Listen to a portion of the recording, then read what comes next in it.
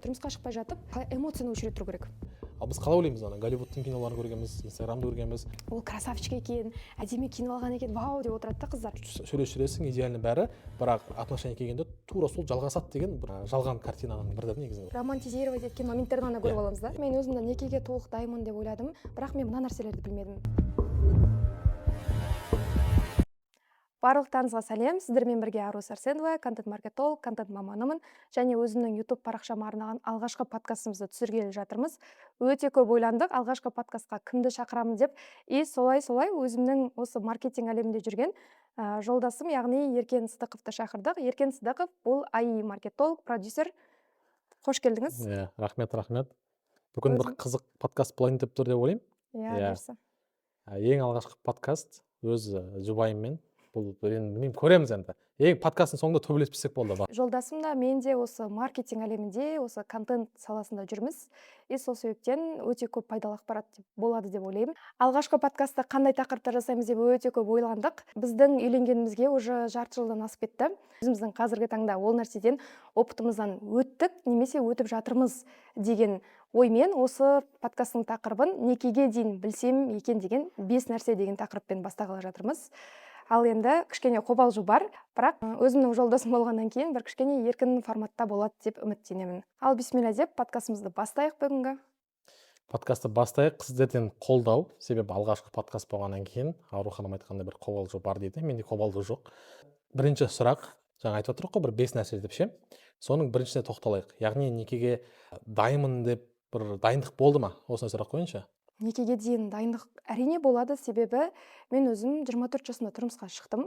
Енді 18 жаста тұрмысқа шықсам, бәлкім дайындалмас едім. Сол себептен 24 жаста тұрмысқа шыққаннан кейін бұл нәрсем бар, оқыдым, қарадым, зерттедім. Белгілі бір мөлшерде дайындалдым деп те айта аламын. Ең алдымен айтады ғой, тұрмысқа шығар алдында өзіңнің осы именно отбасылық өмірге қатысты травмалармен жұмыс жасау керек деген сияқты. Психологпен 3 айдай жұмыс жасадым, именно сол отбасылық өмірге қатысты травмалармен. Бірақ ол недостаточно екен, оказывается. Неге десем уже білетін шығарсыз, өзіңіз отбасылық өмірде. Жаман емес. Көп қыздарда некеге дейін мен кім боламын, қандай салада өзімді көремін, тұлға ретінде қалыптастыру жағынан көп қыздарда проблема. Ал мен сол жақтан менде толыққанды дайындық болды деп айта аламын. Себебі мен отбасылық өмірге дейін өзімнің кім екенімді, болашақта қай саламен кететінімді былайша айтқан кезде білдім деп ойлаймын. Пока өзім солай ойлаймын. Дайындықтың болғанын мен де білем. Жаңа психологтарға бару, ақылдасу деген моменттер болды. Бірақ енді біз бүкіл затты білмейміз ғой. Некеден кейін бір қызық заттар басталады дегенін біз енді білеміз да, неке болғаннан кейін. Сол үшін жалпы дайындық болды. Бірақ пенде болғаннан кейін біз бүкіл заттарды білмейміз. Және кейбір дайын болмай қалған моменттер де болды негізі. Осы моментте ашып айтатын болсақ, мен өзімді некеге толық дайынмын деп ойладым, бірақ мен мына нәрселерді білмедім. Қай нәрселер теория жүзінде білгенмен, ол практикада мүлдем басқа болады екен. Теория, конечно, өте оңай, бірақ практика кезінде сен сол нәрселерді кәдімгідей бетпе-бет келген кезде кейбір моменттерді қабылдауға ауыр, нәпсіңе ауыр келетін моменттер өте көп болады. Сол моменттерді қиналасың. Мысалға мынандай моменттер ғой. Жаңағыдай, сен ұрыс болып жатқан кезде, енді жалпы некеде, отбасылық өмірде ұрыс болудың өзі ол нормально. Ұрыс болып жатқан кезде біреуің от болғанда, екіншің су болыңдар деп айтады ғой. Біздің случайымызда ол қалай болды? Біреуіміз от болып жатқан кезде, екіншіміз, мен былайша айтқан кезде бензин боламын ғой. Одан сайын жағамын. Осы моменттерде өте қатты қиын болды. Хотя мен біліп тұрмын, что мен басылу керек екенімді, мен үндемей қоя салу керек екенімді деген сияқты моменттерде. Осы моменттерді мен мысалға білген жоқпын. Одан кейін тағында моменттерді білген жоқпын. Период тұрмысқа шыққаннан кейін жаңа отбасылық өмірге, жаңағыдай ол кісінің туыстары бар деген сияқты, сол бәрібірде период адаптации болады екен. Сол моменттерді қалай өткізу керек? Мен мысалға сол моменттерге дайындалмағанмын. Ең қиын болғаны да осы моменттер деп те айта аламын. Бірақ әлде де бізде адаптация жүріп жатыр деп айта аламын, бірақ алғашқы жаңағы 5 айда біз толыққанды адаптацияны өткізе алдық деп ойлаймын. Осы тұста қалай ойлайсыз? Ер адамдар да некеге дайындалу керек па? Сіз өзіңіз дайындалып кеттім деп ойлайсыз? Әрине дайындалу керек. Менің өзіме келетін болсақ, бізде де еркектерде үйленгеннен кейін бәрі жақсы болады. Көзімізде мынандай розовый очки болады. Болды, үйлендік, енді бізде бәрі керемет, ұрыс болмайды. Енді ұрыс болмайды деген емес, жалпы бір кинодағыдай өмір болады деп ойлаймыз ғой.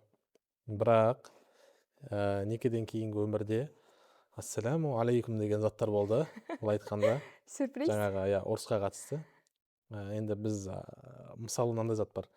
Біз еркектер әйелді өзімізге бейімделіп алғымыз келеді. Яғни өзімізге не істегіміз келеді. Бірақ мына кісі бұл су емес. Бұл кісі солярка, бензин.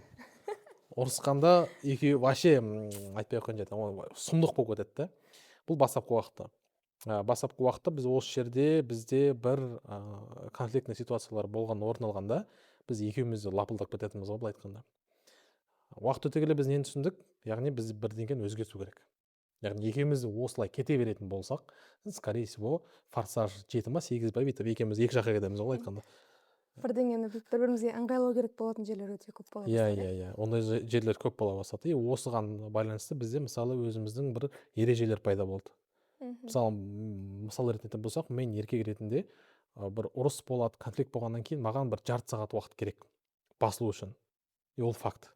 Жарты сағат маған беріледі, мен өзім оймен отырам, маған жаңағындай рефлексия болады, ойланам, сұрақ қоям, и соңында ойлаймын бір жарты сағат өткеннен кейін, по идее барып сөйлесе салуға тұрған ештеңе жоқ, барып құшақтай салайын, барып кешірім сұрай салайын деген моменттер ойлар келеді. Бірақ бұл ұрыстан кейін бұндай ой мүлдем келмейді. Вообще ол кезде шайтан азғырады ғой, короче. Осы тұста көп жаңағы енді өзіміз де жаспыз ғой, солардың қатарында бармыз ғой. Көбісі осы отбасылық өмірге дайындықта былай түсінетін сияқты. Жаңағыдай қыз жігіт болып жүріп жүрген кезде бәрі күшті, бәрі идеальны, потому что екеуі де маскада болады ғой. И жаңағыдай романтизировать етіп тастайды осы отбасылық өмірді, тек плюс жақтарын көреді да. И солай оңай екен деп ойлап қалады. Мен дайынмын деп ойладым, бірақ мен күтпеген жағдайлардың бірі негізі дайындық мына жерден болу керек сияқты. Сен өзіңнің нәпсіңді тәрбиелеп үйрену керексің, сен өзіңді басып үйрену керексің, қай ситуациялар сені ашуландырады, қай ситуациялар сені басады деген сияқты осы моменттермен тоже жұмыс жасау керек деп ойлаймын некеге дейін. Сол кезде может быть ұрыстар болады, бірақ ұрыстардың саны азаяр деп ойлаймын өзім. Не ойлайсыз осы жерде? Иә, осы жерде келісемін. Және бұл жерде тағы маңызды заттардың бірі ол эго мәселесі. Бұл алдағы уақытта тағы айтамыз, бірақ кішкене қозғап кетейін деген ғой. Эго мәселесінде мойындау керек. Яғни көп конфликттің шешілуінің тез жолдары осы эго мен шындыққа тіреледі негізінде. Егер сенде шынайы сол проблеманы шешем, қайтадан бірге бір бейбіт өмір сүрем деген ниетің болса, онда ол тез шешіледі. Бірақ жоқ, қасарысып, неге мен бару керекпін, неге ол өзі келмейді, ол өзі бастады деген неше түрлі ойларың болса, оның конфликттерің созылады ғой былай айтқанда. Өте қатты созылып кетеді. Осы жерде эго мәселесі қатты рөл ойнайды. Оны алдағы уақытта тағы да тереңірек ашып түсіндірсек болады негізінде. Иә. Сосын жаңағы тағы да дайындалу керек нәрсе осы тұста бір адаммен мәмілеге келе алу, сөйлесе алу. И бір-біріңді ести алу өте маңызды сияқты. Мысалға жаңа айттыңыз ғой, эго мәселесін айттыңыз ғой. Эгомен болған кезде екі адам бір-бірін естімейді. Мынау мына жақтан өзіңкін доказать етіп жатады, мынау мына жақтан өзіңкін мен правпын, мынау мен правпын деп жатады. И осы тұста бір-бірін естімейді. И тағы да үлкен дайындықтардың бірі бір-бірін естіп үйрену керек. Жалпы адам сонша көп сөйлеген кезде не нәрсені жаңағыдай жеткізгісі келіп тұр бұл сөзбен деген, бұл сөйлеммен, әңгімемен дегенді түсініп үйрену керек сияқты. Және бұл жерде анда жаңа жүріп жүргендегі кез бар емес па? Ол кезде назатты айтайын, ол факт бәрі жетіп қашу мүмкін. Еркек те, әйел де маскамен жүреді. Ол менің өз басымнан өтті. Себебі сен жүріп жүргенде сенде мақсат туралы үйреніп алу. И үйреніп алуға дейінгі сен өзіңді күшті көрсетесің. Ой, сұмдық жігіт боласың былай айтқанда ше. Және осы жерде қыздарға айтатын нем, еркек қанша жерден жақсы анау болса да, оның жаман жағына дайын болыңыз. Ожиданияны дұрыс қою білу керек. Сен анау отношенияда ол идеальный күшті болып жүр, өмірде де отбасылы солай болады деген әңгіме, ол оттаған әңгіме. Ассалаумағалейкум. Осы сөзді қорытындылайтын болсақ, қазір былайша айтқан кезде сен отбасылық өмірде адамның минусында көретінге дайын болып ожидание тұру керек та. И сол кезде жаңағы минустарын енді хочешь не хочешь бірге көресің ғой, себебі бір-біріңе прозрачный боласыңдар ғой сен. Сенмен бірге өмір бақи бір ер адам тұрады сенің қасында. Жатсаң да сол, тұрсаң да сол, бетіңді жусаң да сол, тамақ ішсең де сол. И соответственно сендер бір-бірлеріңнің минустарын жасырамайсыңдар никак. Келесіз ба? Хочешь не хочешь, ол шығып қалады арасында өзі. И сол кезде сен түсіну керексің, сенің партнерыңның, яғни өмір жолдасыңның минус жақтары болатынына сен әуелі бастан дайын болу керексің да. Мен мысалға жаңағы некеге дайындық деген моменттерде, осы моменттерде ескермедім. И сол секілді сізде де сол моменттер болды. Әрине болды ғой. Көп болды ғой. Бұл жерде жаңа тағы айтқанымдай лайфхак. жігіттерге де әйелдерге де. Менің ойымша бір не деп айтайын, ана бір кілтті мәселе, ключевой мәселе ол ожиданияны түсіріп тастау. Вот ең маңызды. И адамда минус бар екенін қабылдау. Иә, адамда минус бар. Ол идеалды емес. Ол андай, ол да адам сен сияқты. Ол да бәлкім ұрысқақ. Ол да ашуланшақ. Оның да өзінің бір өмір бойы, мысалы 21 жыл бойы қалыптасқан өзінің әдеттері бар, өзінің ұстанымдары бар, өзінің принциптері бар да. И ол саған ұнамауы мүмкін.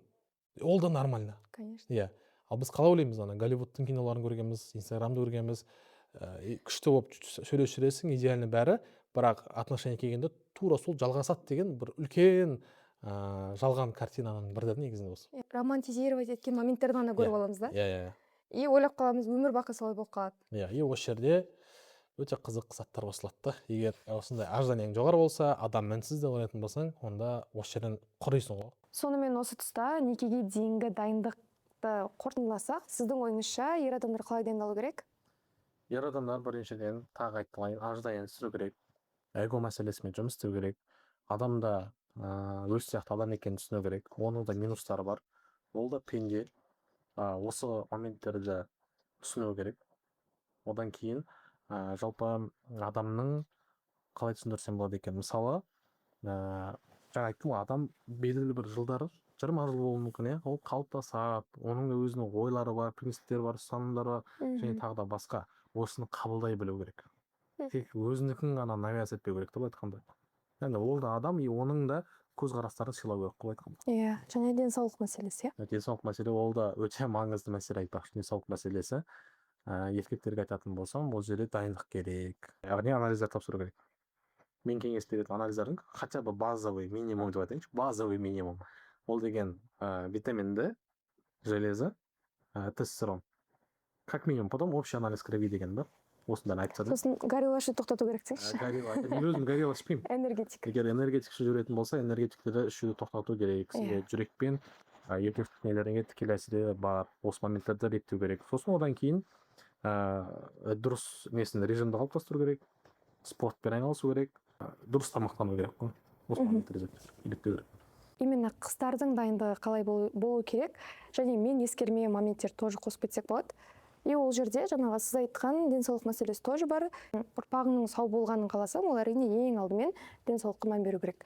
Жаңағы тура сіз айтқан секілді анализдер, бірақ екінші жағынан осы қыздардың женский гормондарын тексеретін сондай анализдер тоже қосымша тапсыру керек. Және де витамин D3 айтылды ғой, иә? Витамин D3 обязательно тапсыру керек. Қыздарға ферритин обязательно. Кстати, қыздарға ферритин и жаңағы скрытый анемиялар болуы мүмкін. Себебі болашағына болғаннан кейін бұның барлығы қажет. Одан бөлек жаңағыдай адаммен адам ұқсап мәмілеге келетіндей, не айтып жатқанын еститіндей етіп тыңдай алуды үйрену керек деп ойлаймын. Және де жаңа сіздің айтқаныңызға тоже қосылып кетемін. Ожиданияны түсіру керек. Өмірде, то есть отбасылық өмір деген прям күшті деп идеализировать етуді тоқтату керек. Бывает күшті моменттер, бывает екеуінің де настроениесі жоқ болатын моменттерге тоже дайын болу керек. Және де партнерыңның минустар болатында алдын ала білу қажет, что адам ешқашанда идеальный болмайтын деген сияқты. Және де ең үшінші нәрсе, тағы да осы моментте қосатын нәрсе, ол әрине өзіңнің отбасылық өмірге қатысты травмалармен жұмыс жасау керек, иә? Ол сізге плюс әсер еткен шығар, именно отбасылық өмірде. Травма деген зат бар, иә? Именно отбасылық өмірге қарай жаңағы кері әсер ететін травмалармен обязательно жұмыс жасау қажет. Мысалға там еркектердің бәрі бірдей деген сияқты сондай бір общий травмалар болады ғой, сол секілді еркектерде де сонымен жұмыс жасау қажет деп ойлаймын. Және тағы да қосатын нәрсе болатын болса, онда негізі осындай отбасылық өмірді кәдімгідей жүргізетін мамандар бар ғой, коучтар. Соларда желательно бір терапия, может быть, да? Сондай консультация деген сияқты. Немесе осы отбасылық өмірге қатысты қазір көп қой, неше түрлі кітаптар жазылып жатыр ғой. Сондай кітаптардың кем екеуін оқу керек деп ойлаймыз. И осы отбасылық өмірге дайындық болып есептеледі. Келесі тақырыпқа көшейік. Иә, давай. Келесі өте бір қызық тақырып бар. Ол деген қыз баласы қайын жұрттың үйіне келгендегі адаптация. Осы жерде сұрақ бар. Жалпы адаптация қалай болды? Негізі ойлаймын да, осы кәдімгі қоғамда болып жатқан период адаптациядан қарағанда менікі жеңіл өтті деп ойлаймын. Но енді жеңіл деп те айта алмайсың бір жағынан, бірақ сравнительный түрде жеңіл өтті деп ойлаймын. Неге білесіз бе? Потому что мен тұрмысқа шыққанға дейін 8 жыл бөлек тұрғам өзімнің ата анамнан. 8 жыл. 8 жыл бөлек тұрғам. Былайша айтқан кезде менде сепарация тезірек болып кеткен да ата анамнан. Неге? Себебі оқу деп 4 жыл жаңағы Астанада жүрдім, потом жұмыс деп осы 3 жыл Алматыда жүрдім, 3 жыл ма 4 жылы кетіп жатыр биыл. И сонда менде сепарация ата анамнан болып қойғанда, көп қыздарда анау период адаптация кезінде ана ата анасын сағынып, жылау, енді менде де ол болды ғой, білесіз ғой, енді өзіңіз апар деп жылаушы едім ғой. Бірақ 8 жыл бөлек тұрмаған кезде ол одан да қаттырақ болар еді. Что мен андай енді менде де салыстыру болды, сіздің ата анаңыз бен менің ата анам деген сияқты, бірақ менде ол аз болды деп ойлаймын. Менде уже себебі жалғыз тұру үйреніп қалғам. Бізде жаңағы менің өзімнің болатын еді ғой, ұзатып алып кеткеннен кейін келесі күні жаңағы не деп айтатын еді, жасауымды алып келген кезде өзімнің сестраларым, өзімнің әпкем, жаңағы ағам кеткеннен кейін жылағам мен бұл кісіге. Шок болған, мен айтып берейін, анда қызық болып. Сол ұзатудан кейінгі келесі күні үйге келіп, жайғасып, менің ойымда қандай болды, енді отбасы болды, күшті бақыт, андай енді күшті болып жатыр ғой. Бір кезде еңіреп жатыр ғой, жылап ше. Мен ұрып жатыр еще арасында. Мен түсінбей жатырмын, не болды деп.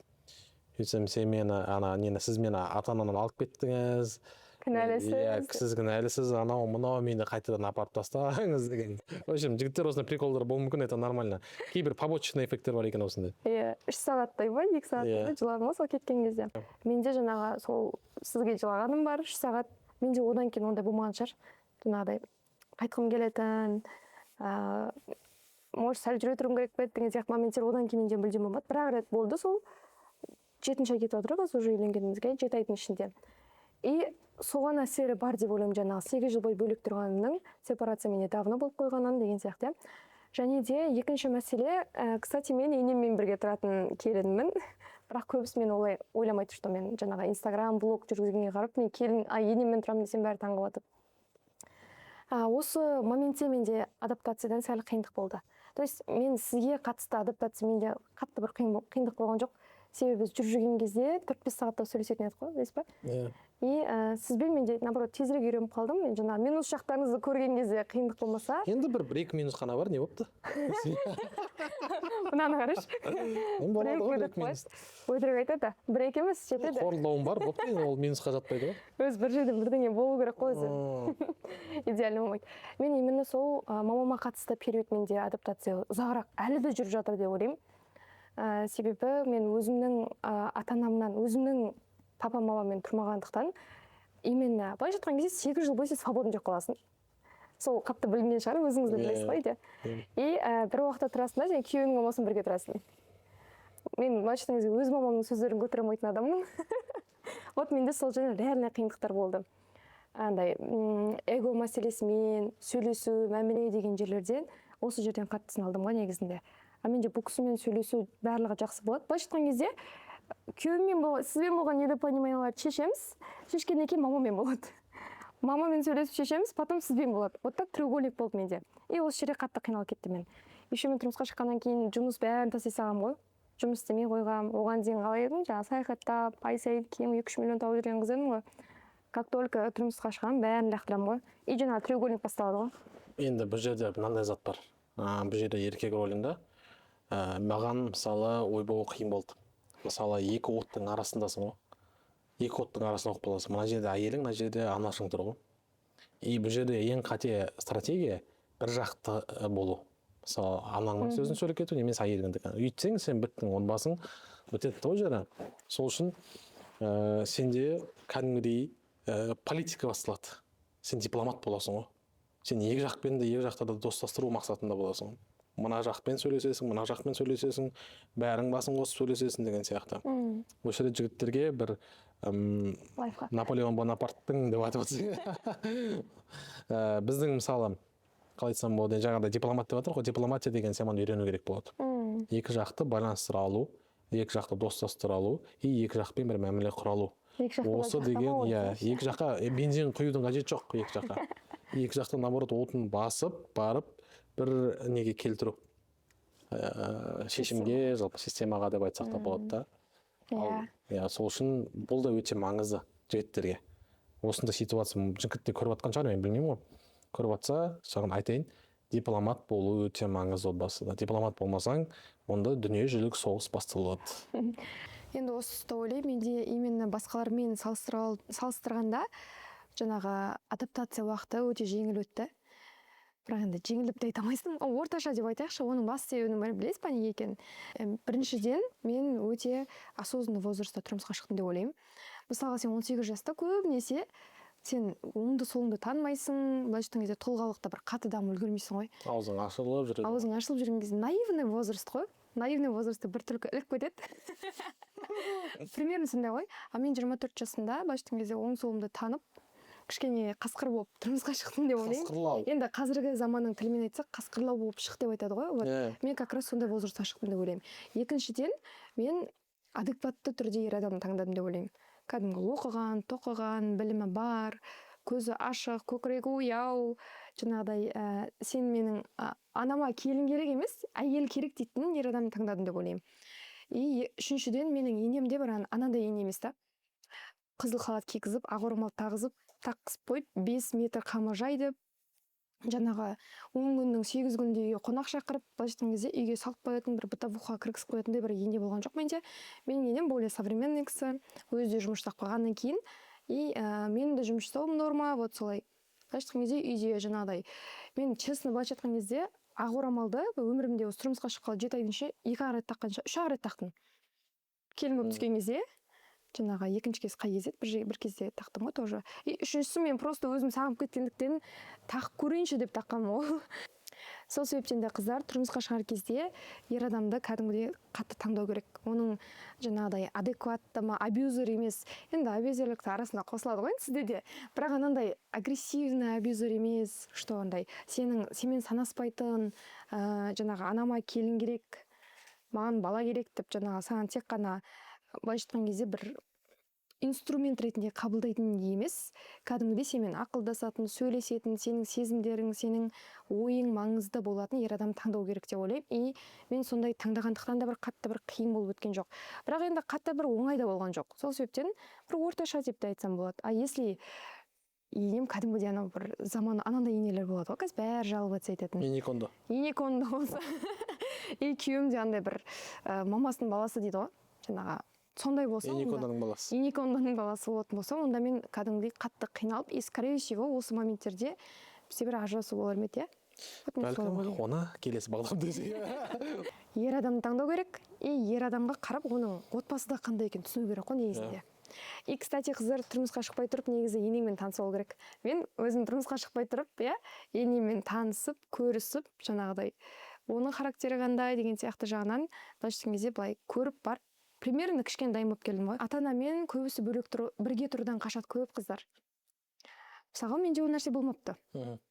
Категорично, когда сізбен сөйлескен кезде мен бөлек тұрам деген вообще андай бір пунктке алмаппын. И бірақ көп қыздар қашады. Көбірегі.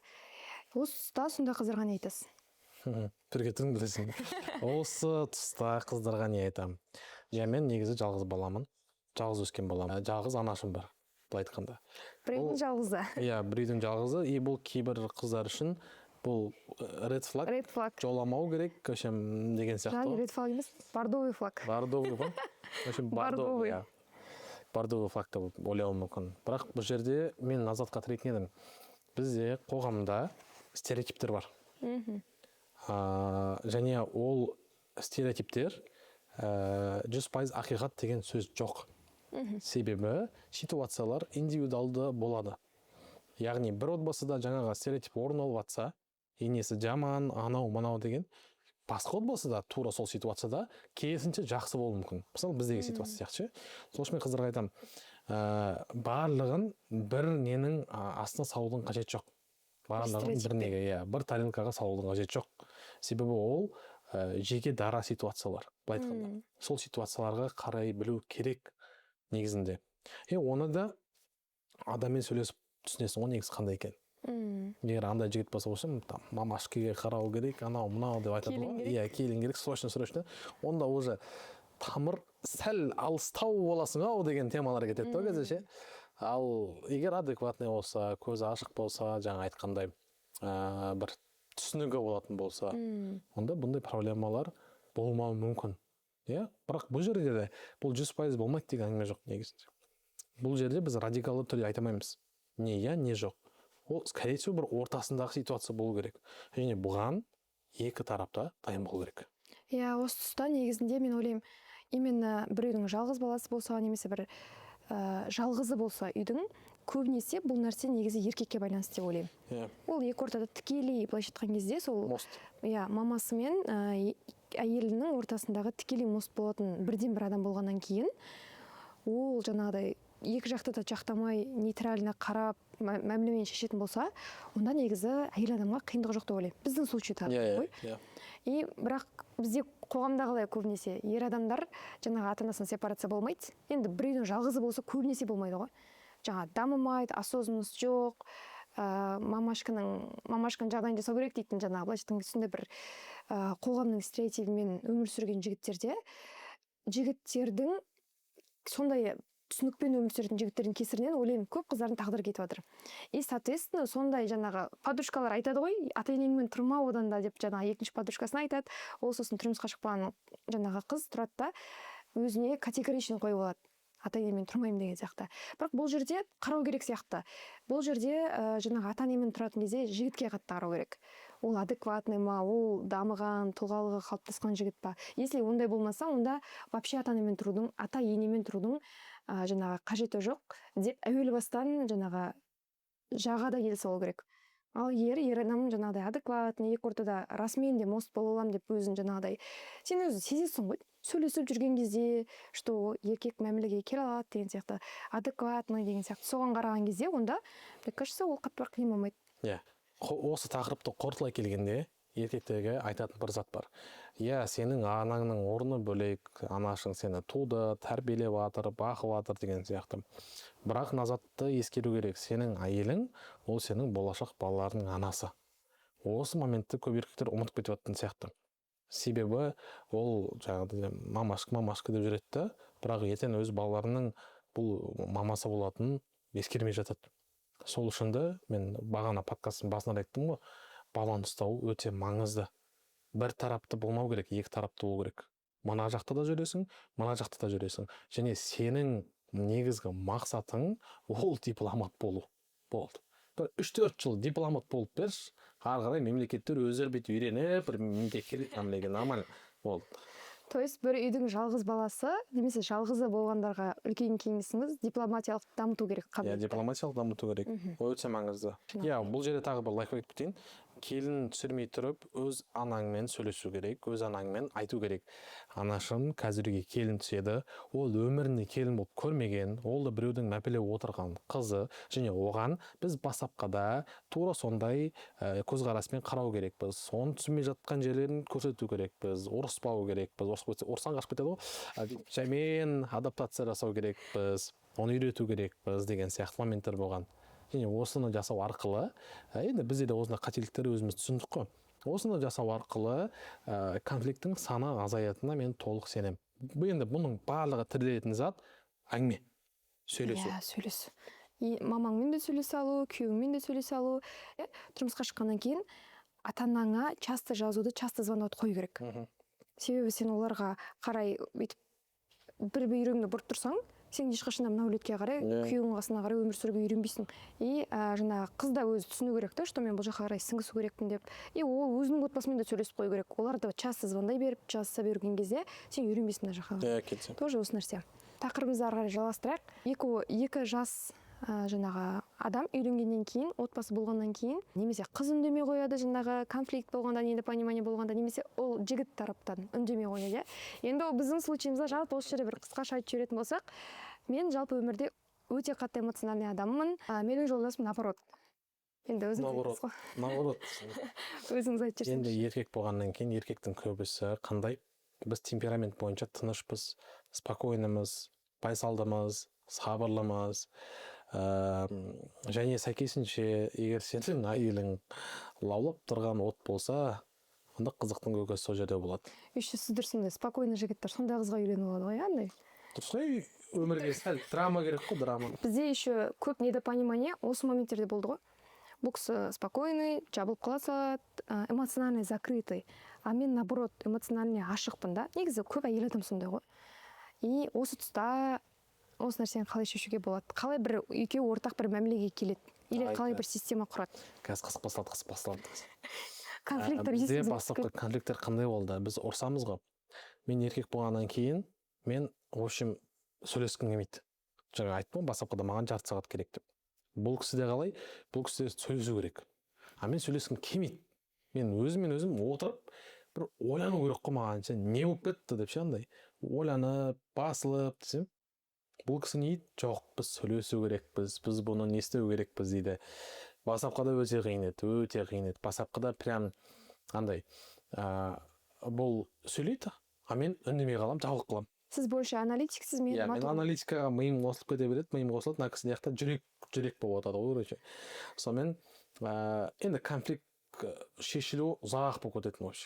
Бір-бірімізге ренжіп жүреміз, өкпелеп жүреміз, бір-бірімізді түсіне алмай жүреміз деген сияқты. Сосын уақыт өте келе белгілі бір осы проблеманы шешу керек деген сұрақ туындайды ғой екеумізде. Біз жүре бермейміз ғой, мысалы мен жабылып қаламын, ол ашылады, ол наоборот не істегісі келеді деген сияқты. Сол кезде бізде осы проблеманы шешу алгоритмін ойлап таба бастадық. Енді біз не істеп болады деген. Бізде жаймендеп қандай идеялар пайда болды? Бізде бірінші біз ұрысқаннан кейін жарты сағат уақытты менің мысалы басылуыма келеді. Мына кісі де басылады в каком-то понимании этого слова. Басылғаннан кейін біз бір сөйлесеміз. Яғни сөйлесуге тырысамыз. Яғни бір ниет болады. Барып сөйлесуге тырысамыз. Не үшін? Және бізде тағы да маңызды момент, еркектерге айтатын моменттердің бірі эго мәселесі. Мен қазір әйеліме барып бірінші сөйлесем, мен одан төмен болып қалам, мен өзім әлсіз көрінемін деген затты ол менің де миымда болатын бастапқыда. Және осымен тікелей жұмыс істеу керек. Себебі бұл зат, бұл травма, яғни бұл травма кішкентай жаста, бір 12 жас, бәлкім 8 жас, оны қазбалау керек, соны анықталу керек. Мысалы, мен өз травмамды қазбалап, мен анықтағам.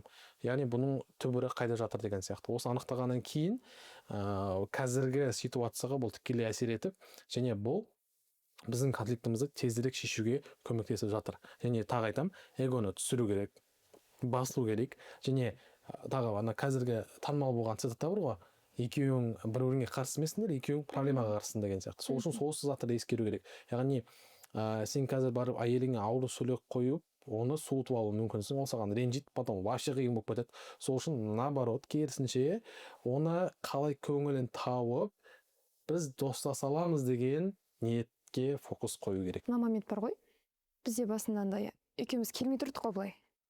Енді ажыраспаймыз, сразу онда бізге бұл нәрсені реттеу керек. Мысалға сіз жақтан бір кесіп тастайтын жерді кесіп тастау керек, мен жақтан кесетінді кесіп, бір-бірімізге бүйтіп ыңғайлану керек болды ғой. И сол кезде енді недопонимание болады. Біз по идее үйленбей тұрып, біз оны түсіндік қой. Бізде ұрыстар болатын, недопонимание болатын, отбасылық өмір болғаннан кейін біз оған дайын болдық. Енді оның бірден бір көрсеткіші жаңа осознанный возрастта отбасын құрғаннан кейін. Екінші мәселе жаңа айтып жатсыз ғой. Мысалы, бұл кісі жаңа айттық, спокойно, көбінесе үндемей қалады деген сияқты нәрселерді айттық. А мен наоборот. Сонда, значит, маған бұл кісінің табиғатын түсіну керек болды. Үндемей қалатынын. Осы тұста бұл кісінің де наоборот, менің эмоциональный жаңағыдай, эмоциональный адам екенімді, сөйлеп қалған, общениені ұнататын, сөйлесуді ұнататын адам екенімді қабылдау бұл кісіге де ауыр болды. Сразу сөйлесуді талап ететін емеспін ғой. Мен деген былайша кезде от болып былай тұрамын ғой. Бұл кісі жаңағыдай спокойно өзін ұстайды. Ал өзін спокойно ұстаған сайын менде одан сайын от жана берді ғой. И сөйтті, бастапқы кездерде сіз кетіп қалатын едіңіз алға шығып. Мен оған одан сайын жанданып едім. И содан кейін сіз уже сәл сөйлесуді үйреніп бастадыңыз. Яғни мен сізге айттым ғой, біз просто отырып сөйлесіп едік қой, есіңізде ма? Сіз кетіп қалған кезде мен өзім наоборот андай жалғыз сезініп қаламын, что сіз мені жақсы көрмейтін сияқты бір чувстволар болады деген сияқты. Сіз айттыңыз ғой, мен кетіп қалған кезде маған ойлану керек, мен андай тағы не деп айтыңыз? Маған басылу керек, эмоциямды басу керек. И содан кейін екеуміз де эмоционально басылғаннан кейін сөйлескеніміз дұрысырақ болады деген сияқты болғаннан кейін, яғни осы тұста мен де бұл кісіден бірден сөйлесуді талап етпейтін болдым, бұл кісі де менен бірден басылуды талап етпейтін болды. Ережеміз болды ғой екеуміздің. Осы тұста ереже ойлап таптық қой. Примерно 20 минут, жарты сағатта екеуміз де басыламыз. Мен айтып едім ғой сізге, далаға кетіп қалмайсыз, басқа комнатаға кетесіз деп, решениесі қалай болды? Басқа комнатаға кеткен жоқпыз. Точнее, далаға кеткен жоқпыз. Бір үйде болдық, 2 бөлме кетіп қаламыз. 20 минут жарты сағат бойы бір-бірімізге үндемейміз. Мен мына жақта өз шаруаммен, бұл кісі мына жақта өз шаруамен. Эмоциямыз басылады. И плюс жаңа ақыл қосылады ғой осы жерде. Сол ақыл қосылған кезде барып сөйлесетін. Сіздің мынандай жасаған әрекетіңізде мен өзімді былай метасообщение через я. Былай сезіндім, сіз сосын жоқ олай емес, былай деп сіз түсіндіресіз, сөйтіп барып бір мәмілеге келдік қой осы тұста. И сонда үндемеу бұл проблеманың шешімі емес екен. Шешімі емес екен ғой. Просто осы тұста қыздар ойлап қалады да, эмоционально открыт адамға тұрмысқа шығу керек екен. Енді сен өзіңнің маңдайыңа жазылған адамға шығасың ғой, енді бәрібір де қанша жерден не болсаң да. Просто сен жаңағы спокойный адамға тұрмысқа шықсаң да, или керісінше эмоционально открыт адамға тұрмысқа шықсаң да, негізі просто мәміле ғой. Сөйлесе алу, сен сөйлескенде де жаңағыдай шешімді айтқан кезде де, әсіресе қыздар қандай ғой, біз қыздар мындаймыз ғой, сен мені ренжіттің, бүкіл ситуацияға еркекті кінәлап қоюымыз керек. Біз гранимыз ғой, не болса да. Любой ситуация біз грани ұрамыз. Таңертең ұйықтап қалсам да сен кінәлісің. Сондаймыз ғой, мы же любим вот так сондай нелерді. Сол моментте қыздар түсіну керек просто. Иә, ол жүріп жүрген кезде бүкіл капризді көтереді ғой, үйленіп алғанша. Үйленіп алғаннан кейін уже сенің де кінәлі екендерін түсіндіреді. Вот сол кезде де қыз балаларға да эмоциясын басып, енді бәрібір де қыз балаларға ол қиын ғой, сіздерден салыстырмалы түрде, себебі сіздерде эмоциядан қарағанда ақыл көбірек қой. Бізде наоборот, эмоция бірінші жүреді. Ол жерде емес, эгоны басу керек просто. Бұл жерде бір күшті ой келді. Жас қыздар болсын, үйленбеген ұлдар болсын, эмоциональный интеллект деген кітапты оқу керек. Осы күшті кітап. Мен авторын ұмытып тұрмын. Фиолетовый монтажбен қоя саламыз. Кітап бар, эмоциональный интеллект деген. Осы кітапты міндетті түрде оқу керек. Бұл қазір 21-ші ғасырда біздің немізге, уақытымызға өте керек кітаптардың бірі. Себебі адамдарда мидың эластичность деген заты бар да. Қазір көбісі конфликті көтере алмайды. Зумерлердің приколы жүр ғой. Сәл ауырып сөйлеп қалса, болды, мен жұмыстан шықтым деген сияқты. Болды, мен қайттым деген сияқты. Сол үшін эмоциональный интеллект деген кітап бар. Бұл жерде саған айтқан сөздері болсын, эмоциялар болсын, оны жеке тұлғалыққа емес, оны сол ситуацияға, сол проблемаға қатысты деген сияқты. Сол ситуациядағы сенің әрекетіңе қабылдау керек. Сондай. Айта беріңіз. Толықтай келісемін. Сол қыз балаларға да бұл жерде эгоны басып, өзіңнің кінәңді мойындай алу тоже важно деп ойлаймын. Себебі біз жүріп жүрген кезде всегда еркек кінәлап тастаймыз да, отбасылық өмірде ойлаймыз, солай жалғаса береді деп. На самом деле, отбасылық өмірде екеуі де былайша айтқан кезде вкладываться ету керек қой. Енді жүріп жүрген кезде қызда больше каприз болады ғой, білесіз ғой. Сіздер көтересіздер ғой оны, ол кезде айтпайсыздар ғой.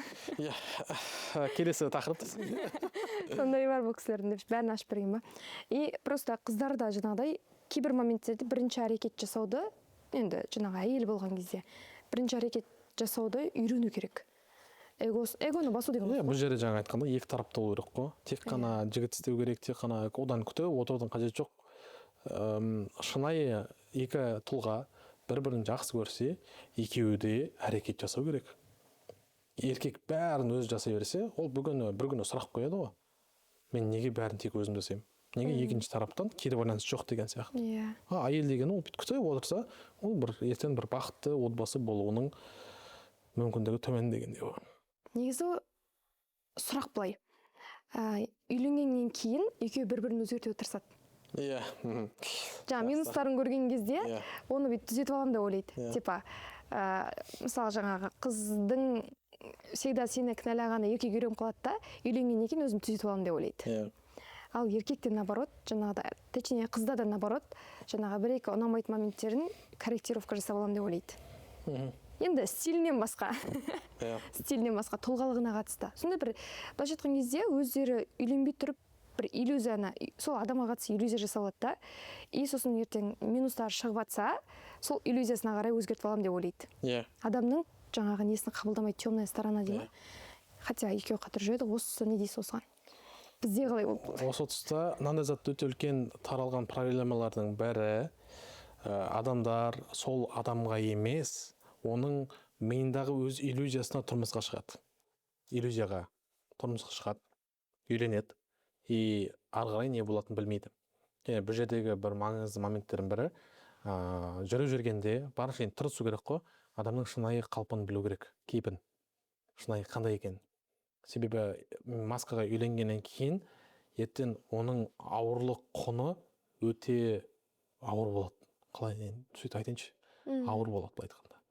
Сенің мына миыңдағы иллюзия бар ғой, картинка, ол сынады ғой. Осы кезде ол қатты тиюі мүмкін. Өте ме өзің өмірің? Иә. Көріп отқан жас қыздар былай ойлайды.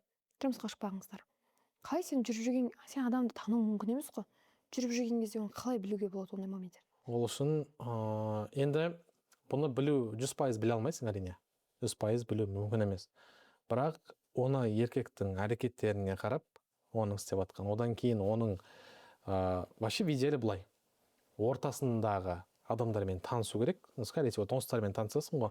Ұзақ уақыт бойы араласып жүрген достарынан просто сұрау керек та. Ол негізі өмірде қандай? Себебі ол достарымен мысалы 5 жыл, 10 жыл араласуы мүмкін ғой. И олар оның шынайы қандай екенін біледі негізінде. Себебі жақын достармен ол без маски. Көп жағдайда. Мысалы, мен өзім жақын достармен без маски жүремін. Қандай мен сондаймын деген сияқты. И олар менің білет қандай ашуланшақ екенмін, қандай эмоциям бар, қандай нем бар, қандай минусым бар деген сияқты. И ең бастысы, олар мені солай қабылдай алған. Және лайфхак. Сол жігіттің немесе қыздың ұзақ уақыт бойы араласып жүрген құрбысы досынан барып сұрау. Бұл шынайы өмірі негізі қандай? Немесе танысу. Немесе танысу. Негізі қандай минусы бар, характері қандай деген сияқты.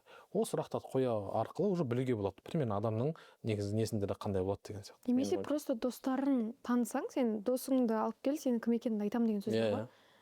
Ортасын. Сол үшін мен через знакомые танысқам сізбен деп. Біз айтпақшы бүйтіп андай кездейсоқ не емес біздікі кәдімгідей стратегия ғой негізі. Жақын досымның әйелінің жан құрбысы ғой бұл кісі деген. И ол мені таниды. Ол кісі кімді Аруды таниды. Және екеуміз бірімізге примерно келіп тұратын білгеннен кейін бізді таныстырды. Сол үшін бұл жерде қазақта мақал бар ғой, алыстан арбалағанша жақыннан дор бола дейді ғой. Сол мақалды мен даже өзімнің таныс жігіттеріме де көп айтам, достарыма. Айтам, сендер алыстан бір бейтаныс нені іздегенше, оданша өзіңнің таныс кругтардан барып қарастырғаның абзал болады деген. Иә, осы тұста толықтай қосыламын. Неге? Себебі мен де өзім сол нәрсені қатты қаладым. Айтып отырмын ғой, құрбымның күйеуінің енді таныс досы ғой былайша айтқан кезде. Менде всегда андай болатын. Мысалға, сен бірінші очередь жігітті жай сырттай бірінші жолықпай тұрып, сен оны сырттай сұрастыру керексің. Ол жаңағы оның ортасын білу керексің, оның қайда тұратынын, кіммен араласатынын. Мен мысалы сіз солай тексергем. Жаңағы құрбымның жаңағы күйеуімен, енді қазір күйеуі ғой, күйеуінен сіз сұрағам. Енді ол бірінші предлагать етті ғой сізді. Сол кезде мен сұрағам, қандай, темпераменті қандай, немен айналысады, жаңа қанша табады деп ше. Енді оны сұраймыз енді қыздар. Оны обязательно. Асылдың тұқымы деді ма?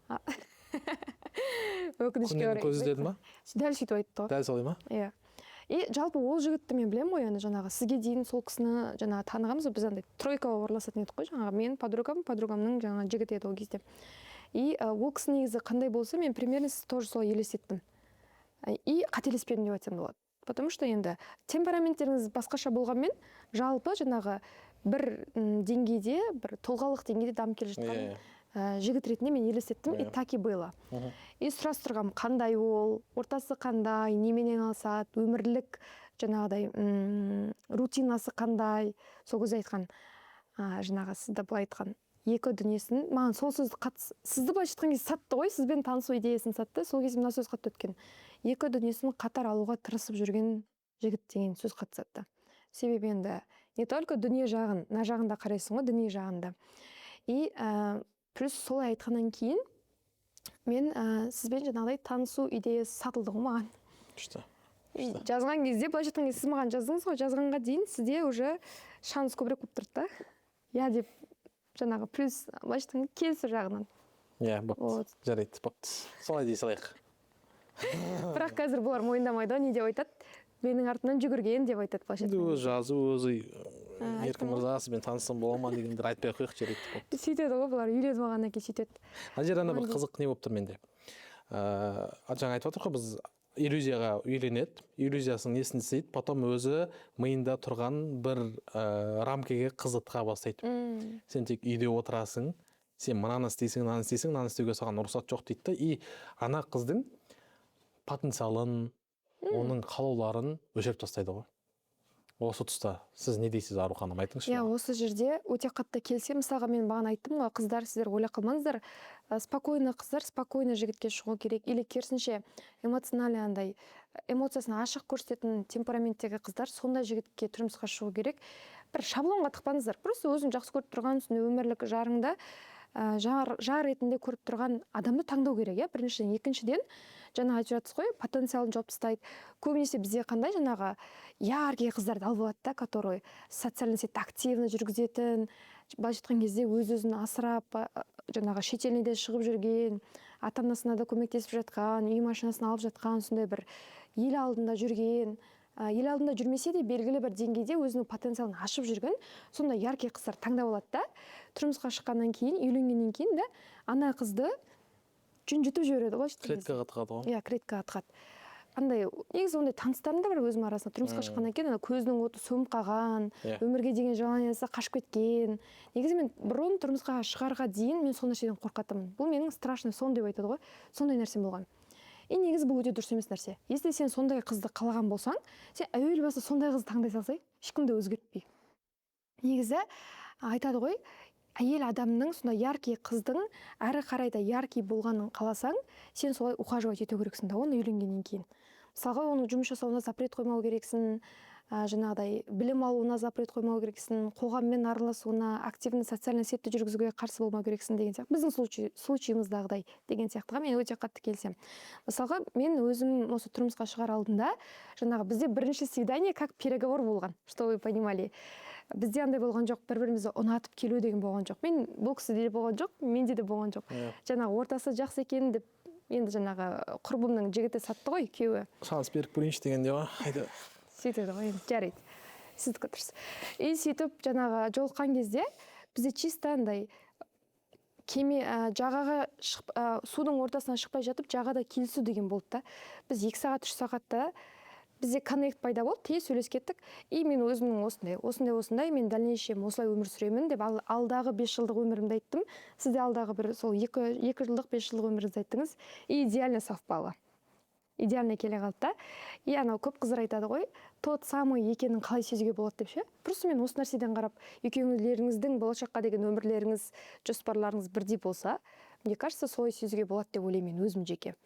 Сол себепті көп қыздарға айтарым, осы үйленбей жатып, точнее тұрмысқа шықпай жатып, анау эмоцияны өшіре тұру керек. Ол красавчик екен, әдемі киініп алған екен, вау деп отырады да қыздар. Сөйтіп тұрмысқа шығып алады, сол иллюзиямен, розовичкамен кетеді да. И тұрмысқа шыққаннан кейін, оказывается, он не такой. Тек түрі ғана әдемі екен да. Ішінің бәрі, наоборот, жаңағы агрессия. Сондайлардан шығады ғой, жаңағы қызды басып тастап, үйде отырып, ана яркий қызды жүнжітіп жібереді негізінде. Сол себептен қыздар жүріп жүрген кезде негізі тек жігіттің сөз, ол айтады ғой, сөзбен әрекет сәйкес келуіне қарау керек та. Сол кезде сен оны тұрмысқа шыққаннан кейін өзгертуге тырыспайсың. Сен оны біліп тұрсың деген сияқты ғой. Семейный өмірде бір-біріңді прозрачно көрген кезде минус қасиеттерін, минус деп айтпай-ақ қой, ол минус деп те айтылмайды ғой. Темная сторона деп айтсақ та тоже қате ма, қалай келтірсек болады екен оны.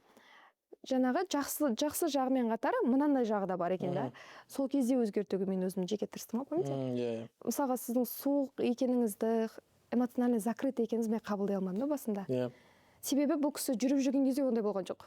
Жүріп жүрген кезде бірден сөйлесуге тырысатын едіңіз, есіңізде ме? 5-6 сағаттап сөйлесетін ғой. И үйленгеннен кейін, оказывается, наоборот, бұл кісінің табиғаты сондай екен, мен сол кезде өзгерткім келді сізді. Жүргенде менде енді бәрібір де бір маска болады ғой. Ал неке қиғаннан кейін менің шынайы нем ашылды. Бір үйде тұрамыз. Бір үйде тұрғаннан кейін не жарасады, нечем скрывайды. Осы тұста жаңа айттыңыз ғой, жаңа айттық қой, яркий қызды алады да, тұрмысқа шыққаннан кейін сол былайша айтқан кезде светін, отын өшіріп алады қыздың өзіндегі. Бұл менің ойымша 2 случайдан болады сияқты. Біріншісі, ер адам андай агрессор да, кәдімгідей. Масканы жестко киді, естеді, жаңағы сөйлескен кезде бәріне келсі да, қыздың айтқанына, что я буду работать деген бәріне.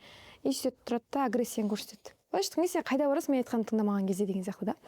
И екінші тұста осы кезде қыздың да жаңағы екінші тарап бар, қыздың өзі жұмыс істегісі келмей қалады. Тұрмысқа шыққаннан кейін үйде отырамын, болды, менің күйеуім асырасын, я не буду работать дейді да, жаңағы үйде жатып алады.